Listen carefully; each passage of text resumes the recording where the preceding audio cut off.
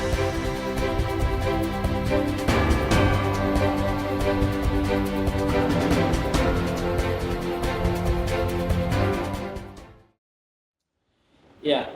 Pak Rahmat, senang sekali, terima kasih Pak Rahmat hari ini bisa diskusi, bisa silaturahmi hari ini. Pak Rahmat tadinya di Depok ya, Depok. ini provinsi yang pertama kali nih Pak Rahmat. Iya. Boleh cerita sedikit, gimana kok bisa dari Depok terus bisa ke Anwil untuk Sulawesi Tenggara, Pak Rahmat? Ya, kemarin kan saya sebagai pegawai BPN ini sudah 5 kali sebetulnya menjadi kepala kantor. Belum menjadi kasih dan staf. Alhamdulillah sejak kabinet baru dan Pak Nusron ini, Pak Menteri, saya dipanggil kemarin dikasih kepercayaan lah ke sini dari Depok. Ya, Depok level kepala kantor, sekarang level ngurusin provinsi. Ya. Yang jelas ya itulah, karena transformasi digital, layanan elektronik harus berjalan, ya di Sultra juga harus berjalan. Yang selama ini kita lihat di kota-kota besar, ya semua di pelosok tanah air juga di Sultra ini harus berjalan. Nah, Itu bisa langsung adaptasi soal teknologi, sertifikat elektronik, itu bisa langsung bisa dipakai, diterapkan sih. Iya, dan memang sekarang sejak 2017 kan kita harus layanan elektronik harus berjalan semua. Oke. Nah, pertama sertifikat elektronik yang pertama kan dulu hak tanggungan. Iya. Sudah elektronik duluan. Nah, sekarang semua sertifikat tidak lagi ada manual. Iya. Semuanya harus elektronik, digital. Dan digital itu kan, untuk menjadi digital itu kan harus dibangun data. Nah, data itulah yang sekarang yang namanya kota lengkap yang kita bangun. Kota lengkap itu kan dalam rangka transformasi digital dan alih medianya. Itu yang dikerjain anak-anak sekarang seluruh Indonesia, termasuk di Sultra ini. Dan memang berbeda lah. Ada daerah-daerah yang, karena kalau transformasi digital kan tergantung infrastruktur internet, jaringan. Ini kan memang tantangannya berbeda-beda. Nah, di Sultra gimana? Ya, kalau kota-kota besar yang sudah ada bagus, tapi ada beberapa kabupaten yang agak kesulitan ya. Terutama yang di pulau-pulau itu jaringannya agak terkendala. Bahkan ada beberapa daerah kan yang listriknya kadang-kadang mati, internetnya terjangkau tidak terjangkau. Nah, itu yang memang harus berjalan ya dengan kreativitas mereka sendiri di daerah. Nah, kalau untuk Pak Rahmat di Depok untuk bicara sertifikat elektronik itu mungkin langsung bisa paham ya. Tapi kalau di Sultra gini bisa langsung diterima nggak di masyarakat? Iya, sekarang semua menerima lah ya. Memang dulu banyak anggapan baik intern maupun orang luar gitu, bahwa elektronik ini faktor penghambatnya adalah masyarakat. Saya kira enggak gitu. Masyarakat hari ini sudah pegang semua teknologi. Mereka setiap hari pegang Android, pegang internet, dan mereka terhubung ke dunia kemana-mana. Saya kira masyarakat bukan faktor masyarakatnya, faktor kita memberikan menyiapkan itu dengan baik. Masyarakat itu ikut kita sebenarnya.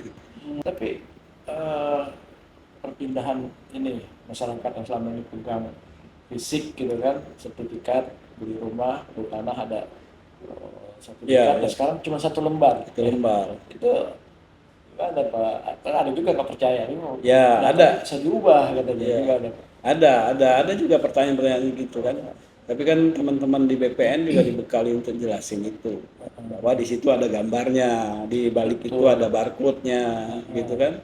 Nah, di barcode itu isinya apa aja, mereka paham betul. Bahkan ada sebagian nerima yang lebih aman gitu. Sertifikatnya harusnya ya.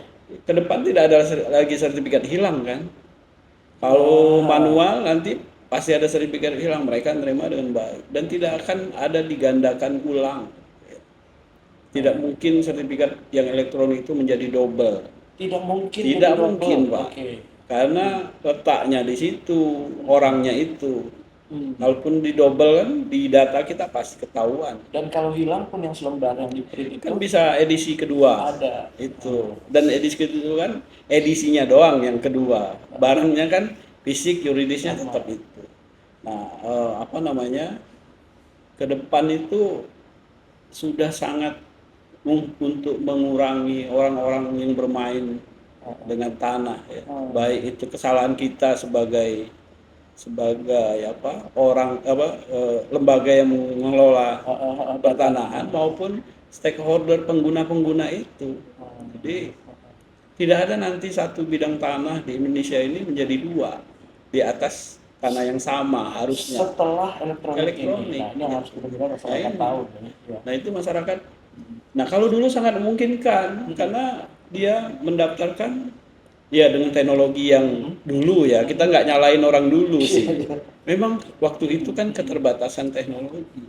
Sekarang teknologinya sudah sangat luar biasa. Dulu kita ukur tanah di petanya kan nggak tahu ini ngambang, Ya. melayang istilah kita. Ya. Nah ini yang sekarang sedang kita kerjakan, membangun kota lengkap itu supaya tanah-tanah itu semua bidang tanah itu tidak ada yang bebas melayang gitu. Dia pasti landing di satu Di tempat titiknya gitu. dia. Dan di titik itu tidak mungkin ada dua sertifikat gitu.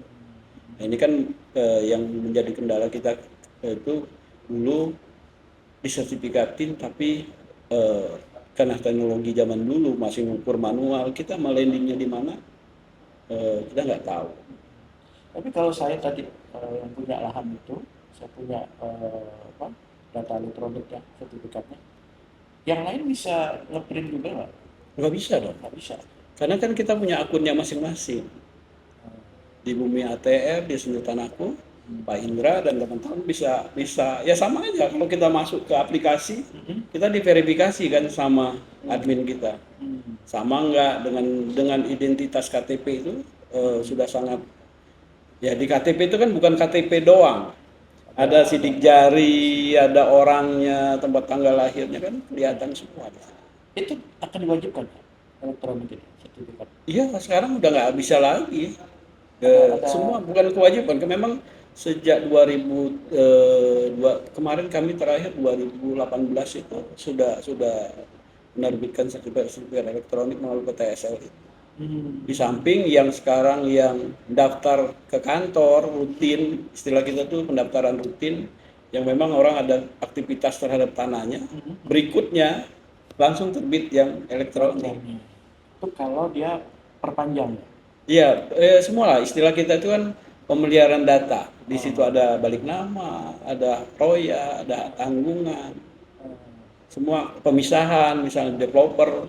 Ini developer misalnya induknya HGB-nya masih manual waktu itu misalnya tahun 2000 berapa. Nah, sekarang dia mau pecah, keluarlah elektronik itu. Ini melindungi masyarakat yang Iya, beli juga jelas. ya. Dia pasti punya. Ya minimal mengurangilah ke depannya itu istilahnya mulai dari nolnya itu elektronik itu harusnya sudah tidak ada lagi yang sengketa ya sengketa pasti ada ya, tapi minimal objeknya tidak menjadi objeknya itu sudah jelas, Nggak double gitu. nggak double orang, nggak double tanah. Iya.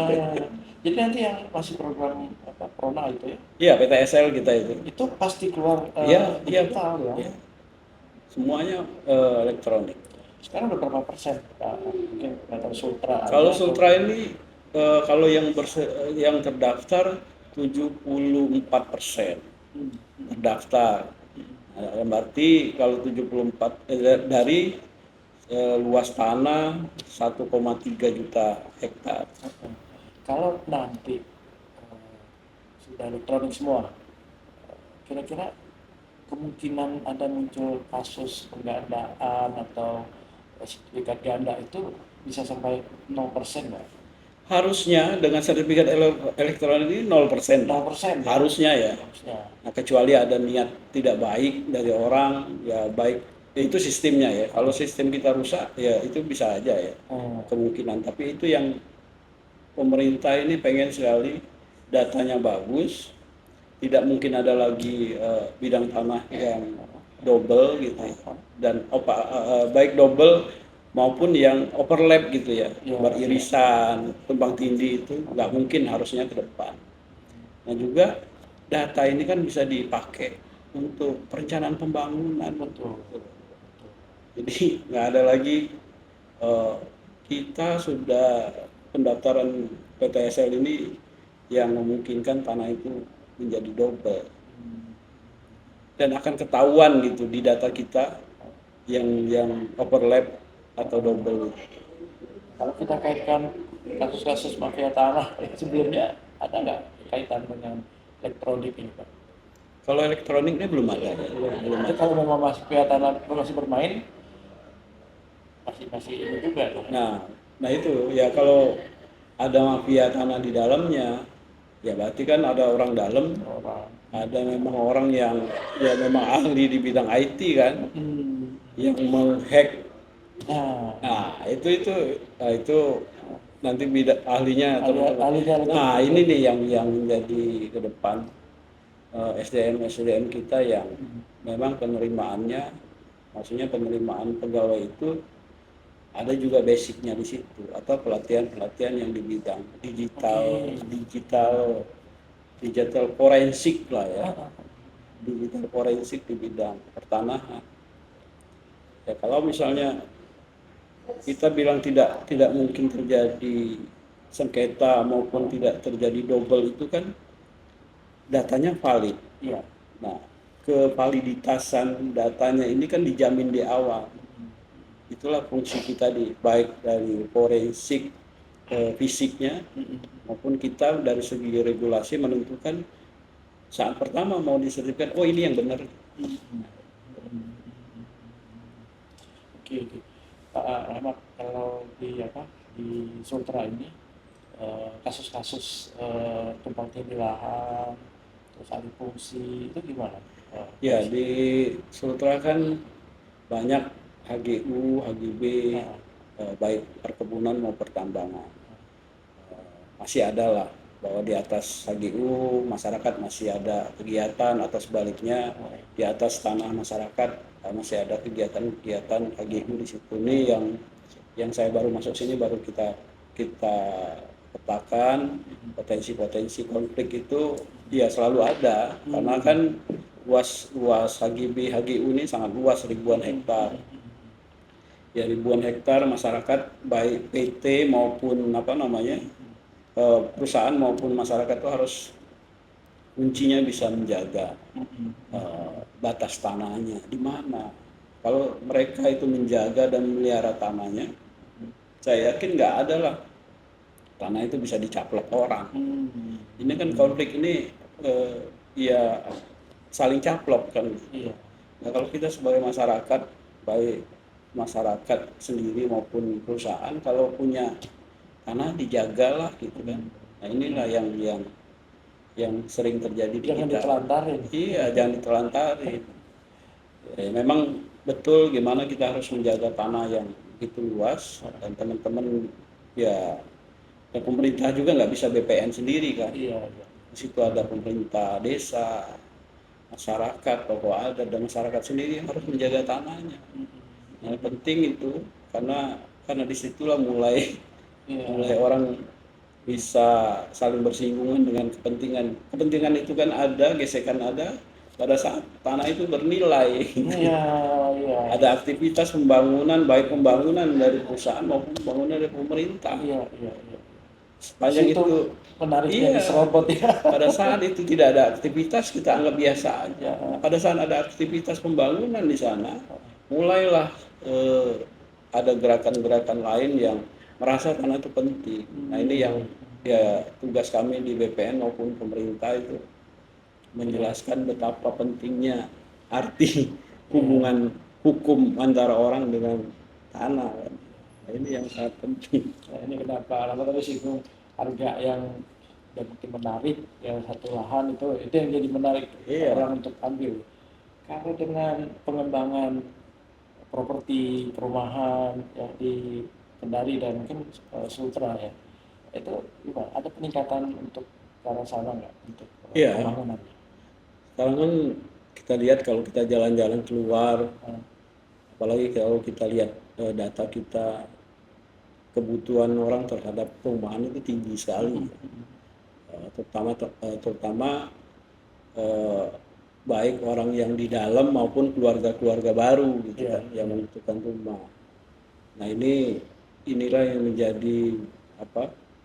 Menjadi baik untuk pembangunan dan kemajuan daerah secara ekonomi maupun juga untuk kebutuhan masyarakat, kebutuhan pokok lah ini ya terutama di Kendari ini, Kendari, Konawe ini memang sekarang lagi banyak juga pembangunan itu, tapi bagi kami itu pastian pengembangannya harus dijamin baik dalam mereka berusaha. Ya berarti kan kami menyiapkan apa namanya sertifikatnya, hak-haknya kita persiapkan. Tapi juga kita pantau ini, jangan membeli tapi tidak dibangun. Oh, Nah itu juga kita pantau, ada beberapa oke. agenda kita dengan tanah-tanah tidak dimanfaatkan. Kemudian apa namanya membangun, ini kita sudah kelihatan di mana faktor-faktor pembangunan itu yang sudah sesuai tata ruang lah. Oke. Tata ruang ya, jangan juga yang bangun tanah yang ya miring-miring nggak cocok, kemudian ada sempadan-sempadan di situ yang di kemudian hari ya bisa potensi misalnya banjir, tidak longsor. Nah itu juga bagian dari kita Iya, sebetulnya iya, dalam iya. rangka memberikan apa HGB rumah. Oke. Jadi jangan pula pertanian buat perumahan pula. Iya. Itu di ATR itu. Nah itu di kita ada LSD itu kan lahan sawah Oh, berkelanjutan itu tidak boleh buat perumahan. hmm, iya, Dan sudah ada tata ruangnya lah, mana yang boleh atau tidak. Tata ruang ini kan peran dari pemerintah daerah, baik kepala daerah maupun DPR kan, DPRD. jadi sejauh itu betul ya, ATR tidak ada menyulitkan. Karena Iya, misalnya lama dan sekarang nih kan gitu. kita sudah OSS semua. Ya siswa. OSS sudah apa namanya dengan Undang Cipta Kerja itu sudah online semua. Mm-mm. Orang minta KKPR, kemudian mengajukan sertifikat. Ya, yang penting mereka mendapatkan tanah itu ya kepastian haknya bisa kita jamin lah. Kalau itu Pak Rahmat, dengan program pemerintah ya yang 3 juta rumah ya, 1 juta di perkotaan, 1 juta di pesisir ya, di pedesaan juga 1 juta ya. Kalau di kondisi Sultra ini seperti apa mungkin aplikasinya nanti di lapangan? Ya mungkin karena di Sultra ini kan banyak tambang. Ah, ah, Kerja-kerja tambang itu kalau di perkotaan biasa, saya kira kebutuhan rumah masih masih masih bisa, teman-teman pengembang masih bisa inilah ya, iya, bisa memenuhi. Nah, yang menjadi banyak ini kan para pekerja-pekerja yang ada di pertambangan. Nah, itu besar sekali. Mungkin di situ ya eh, menyiapkan, menganalisanya berapa pekerja-pekerja di sana dalam rangka memberikan ya kebutuhan pokok lah perumahan gitu. Saya kira itu kalau pembangunan sejuta rumah itu saya kira sangat sangat relevan kalau di sini karena kerja-kerja tambang itu ya perlu didampingi oleh pemerintah. iya, iya, iya.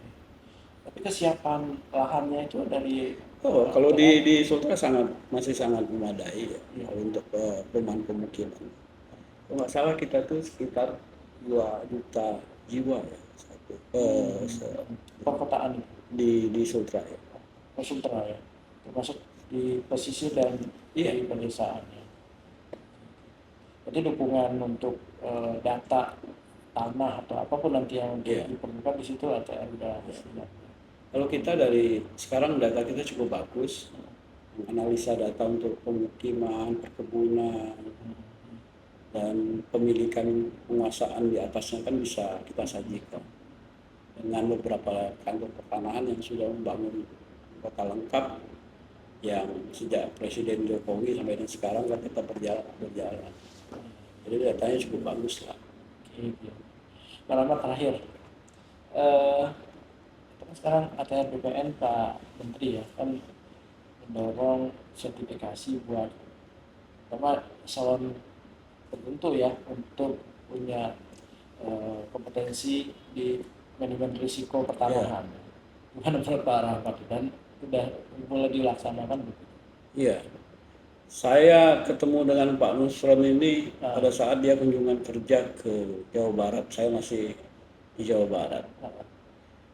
Beliau menyampaikan salah satu analisanya dengan pemetaan sejak dia jadi Menteri ATR. Salah satu statementnya adalah pegawai itu harus mendapatkan latar belakang manajemen risiko. Nah, itu yang dia. Dan itu harusnya sudah sejak dulu.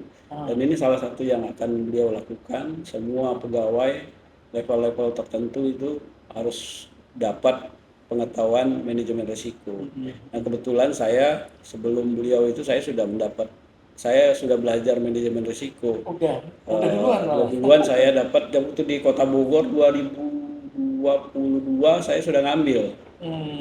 Nah, saya senang beliau ngomong itu karena memang ya sebelum kita melakukan kerjaan-kerjaan kita ini banyak risikonya. Iya. Seperti orang perbankan lah, hampir setiap minggu mereka menganalisa apa yang terjadi kemudian hari.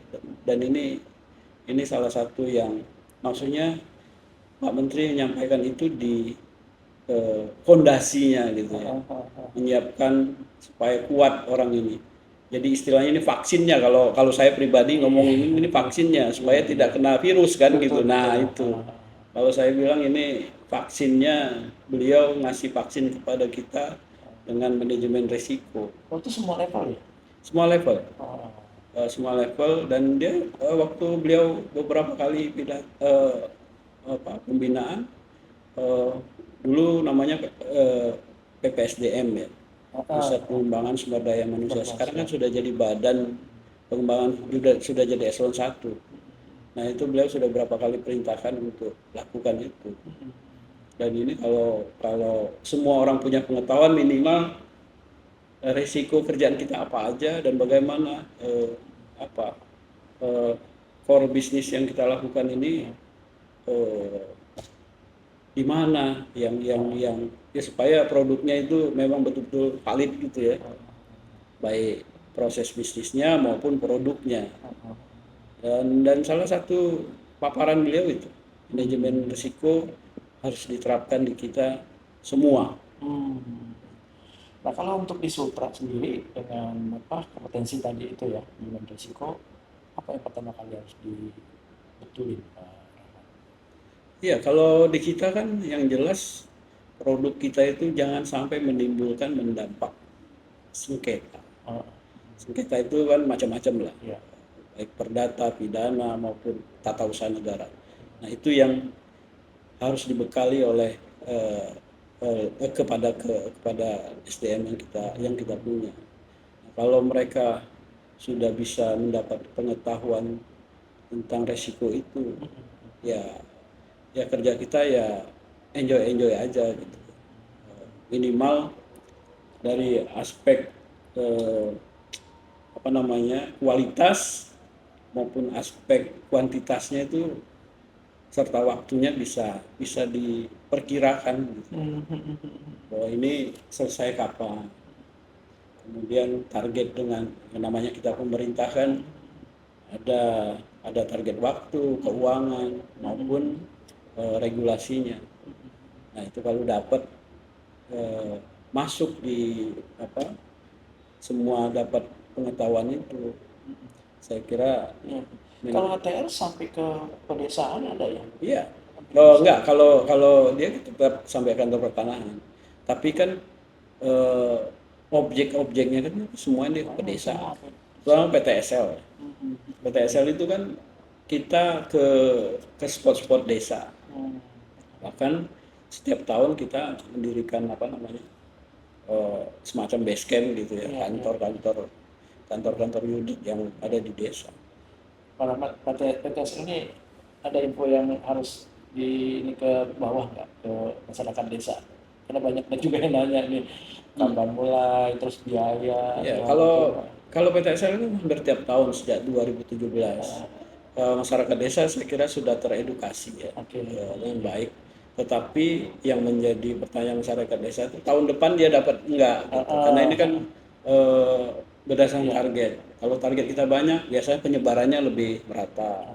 Tapi target kita kecil, menjadi mereka tidak kebagian gitu. Karena apa, jumlah bidang tanah dengan target kita berbeda. Tapi harusnya sih semua kalau memang itu belum tersertifikasi Ya, harusnya dapat ya. bagian ya. Sultra kan tinggal sedikit ya. 74 berarti sekitar 20 sekian persen lah, 25 Sisanya sekian. ya, sisanya. Sisa. Insya Allah terkejar. Oke Pak Rahmat, terima kasih banyak Kasih Pak. informasi dan diskusinya. Oke, terima kasih banyak. Assalamualaikum warahmatullahi wabarakatuh.